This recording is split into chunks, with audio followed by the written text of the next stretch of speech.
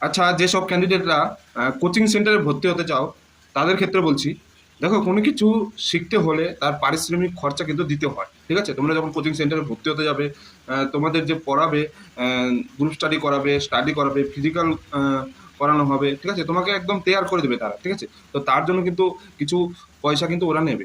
ঠিক আছে, ফ্রিতে কিন্তু এখনকার দুনিয়াতে কেউ শিখাবে না ফ্রিতে। তোমার কিছু পয়সা কিন্তু ওরা নেবে। ঠিক আছে, প্লাস তোমার যে অরিজিনাল ডকুমেন্ট সেগুলো কিন্তু ওরা জমা রাখবে। তুমি যে কোনো কোচিং সেন্টারে যাও না কেন, অরিজিনাল ডকুমেন্ট দেখবে তোমার জমা রাখবে। ঠিক আছে, কারণ তোমার যখন চাকরি হয়ে যাবে তাদেরকে যে একটা পারিশ্রমিক খরচা সেটাও কিন্তু দিতে হবে। এর জন্য বলি, আমাদের সময়েও কিন্তু কোচিং সেন্টার ছিল, বাস আমরা কিন্তু যাইনি। ঠিক আছে, কোচিং সেন্টারে যাওয়ার কোনো দরকার নেই। তুমি যদি চেষ্টা করো, তুমি বাড়িতে থেকে নিজেই সব কিছু করতে পারবে। আমরাও তো করে এসেছি নাকি, নিজে পড়াশোনা করবে আর ফিজিক্যালের জন্য রানিং প্র্যাকটিস করবে, এইটুকুই তো কাজ। কোচিং সেন্টারে ভর্তি হওয়ার কোনো দরকার নেই। যদি তোমার মধ্যে ট্যালেন্ট থাকে তুমি বাড়িতে থেকেই সব কিছু করতে পারবে। বুঝতে পারলাম।